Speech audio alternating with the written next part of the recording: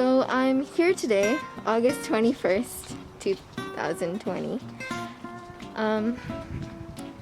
And I'm just checking out my garden. Up here we have our apple tree. We picked most of the apples and this is like the very last lot. Here are the apples.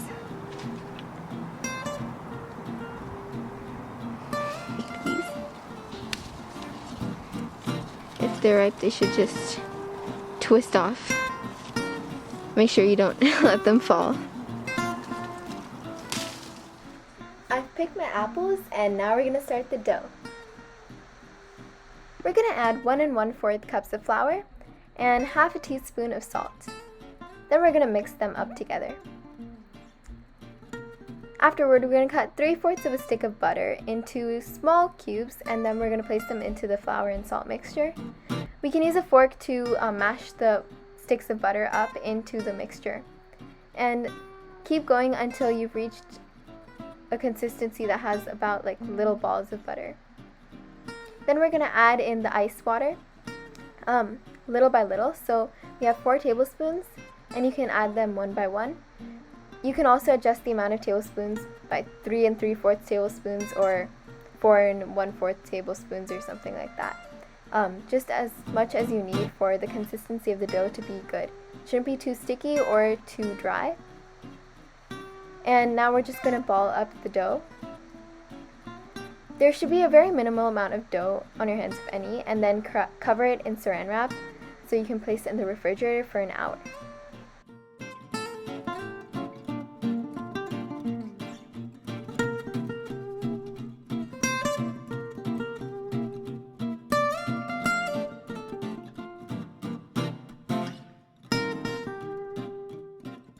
Now on to the filling of the pie. We took about 6 Gala apples from our tree, but 4 to 6 works depending on the size. Granny Smith is preferred because it maintains its texture after baking in the oven, but Gala works perfectly fine. So make sure you peel the apples and cut them into thin slices.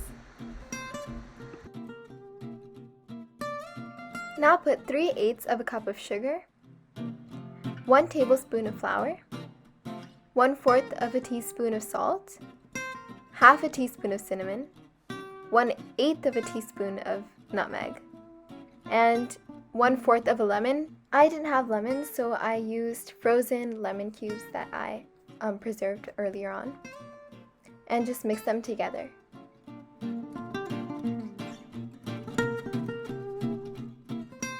After an hour, your dough should be done. So flour a surface that you want to cut the dough on and cut the dough in half. Save 1/2 in the refrigerator and roll out the other half. Try to make it as circular as possible without any cracks. And then when you put the dough onto the base, just fit it in. Roll out the other dough the same way, and when you take out the filling, there's going to be some liquid that the apples have released.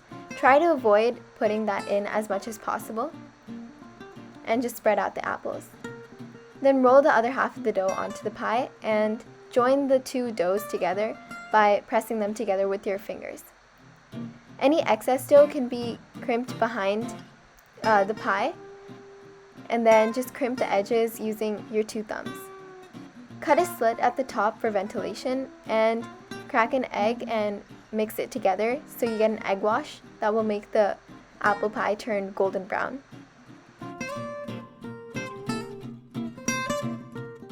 After 55 minutes in the oven, your apple pie should be done. It should be golden brown and delicious. Enjoy!